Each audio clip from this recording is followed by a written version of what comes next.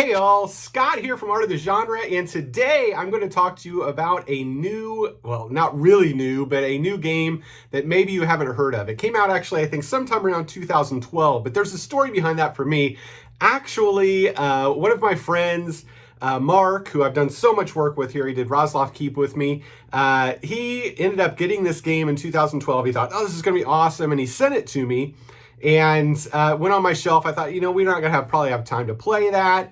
And then years later, about last summer, as a matter of fact, he said, I'm trying to come up with a game system where I can play something like Gamma World. And I'm trying to figure out, maybe I'll make my own system. I'll do something like that. And I was like, Mark, why do you want to play that when you invested so much money in this game, which is the Mutant Epoch? And you even sent me a copy of it. And he's like, what are you talking about? And I was like, this book. And I got it. And I showed it to him, and he went to his garage and he like took it out of boxes, and he had like everything for it.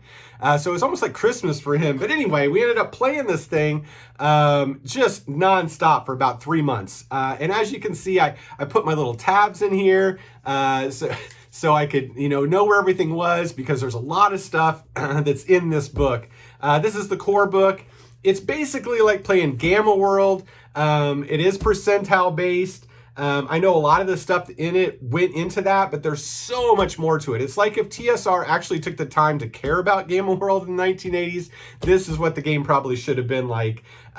It's not the most politically correct game either. I mean, it's not like over the top or anything, but it gives you a little bit of that feel of probably the 70s and 80s that you're going to get now. Like you watch Flash Gordon and there's going to be a warning on the TV that, this is inappropriate. So it's that kind of stuff that you're going to find in Mutant Epoch, but it is a absolutely fantastic game. It's done by William McCausland.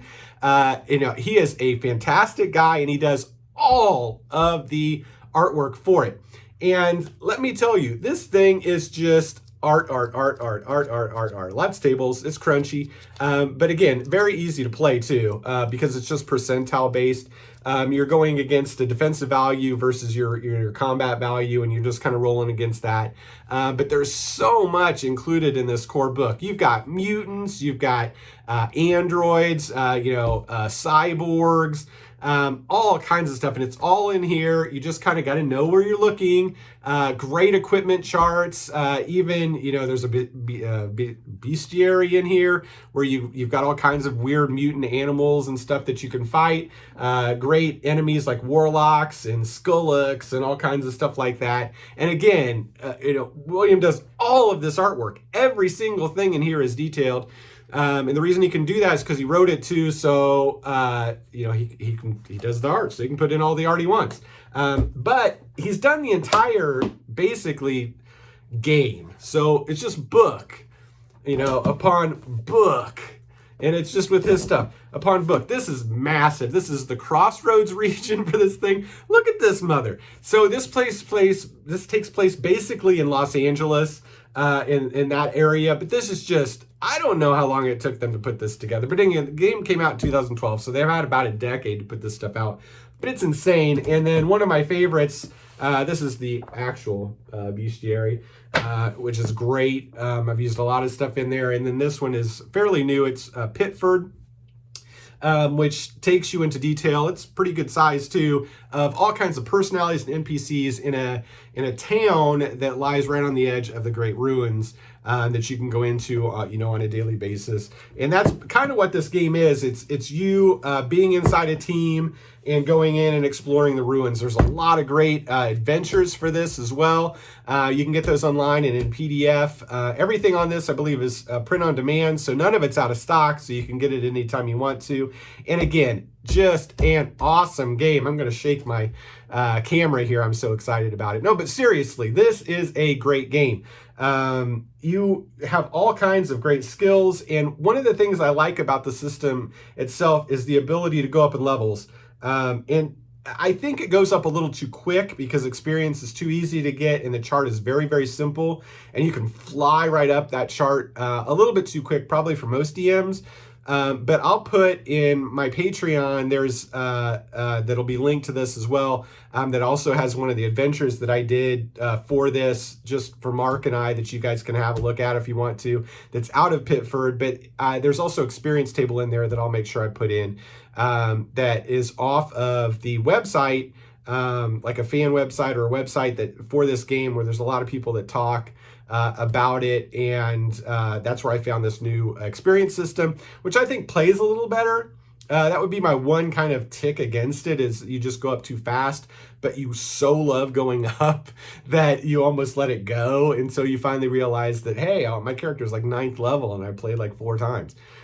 So, you know, it's just one of those things that you probably need to just, you know, stretch that out a little bit more. And even the new chart isn't that tough.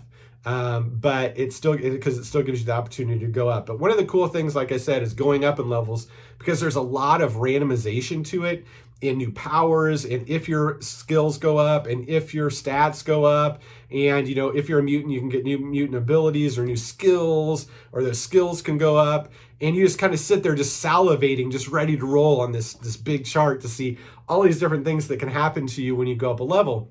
And it makes every character so different. Instead of being static like AD&D or something where all fighters get +1 at this or +2 at this, everyone's different, and they all get different stuff. And it's not really that hard to understand, but you just start going through it. The only other thing that's kind of tough on this one is, in this game, character creation is tough. I remember my first character probably took me about an hour and a half to put together. And that was with Mark. We kind of went through it ourselves and just like, okay, let's figure this out. And then when I brought other people into the game, I kind of sat online with them, because it's obvious it was full COVID at the time. Everyone was locked down. It was just like, let's take an hour and 20 minutes, and just I'll go through creating a character with you. And we're going to roll out every single detail. That's a long time to make a character, but totally worth it once the character's done. And then gameplay is just smooth, fast, goes through, no problems. So anyway, that is my introduction to the Mutant Epoch. And again, I give this huge marks. Great game, fun system, well played. It goes with, you know, just goes along well. And if you like Gamma World, which you can see on my shelf back there, or Metamorphosis Alpha, or any of those games that are kind of in that post-apocalyptic thread, this is a great game that gives you a lot of resources that those games never got a chance to put out. So I would suggest using this game. Again, the artwork is all by William McCausland, and I think he kind of lends himself to an old school art. There's a little bit of Lotus-iness to him that I really like, but there's also a different edge, and he does some just mind-blowingly funny pieces in these things too, and they'll give anybody a laugh as you're going through it, especially when he's like explaining skills and stuff, and he shows you, you know, the different, there's always a picture that goes with it, so you get some really, really funny situations. But nevertheless, that is the Mutant Epoch. Hopefully you've enjoyed this, and subscribe, or come to my Patreon and you can get some more of my information on that, on this and my adventure there as well. But nevertheless, great game. I'll talk about it again because I continue to play it as one of my, you know, 5 or 6 campaigns that are always ongoing. So thanks again for coming by today, and we will talk to you again. And as always, great gaming.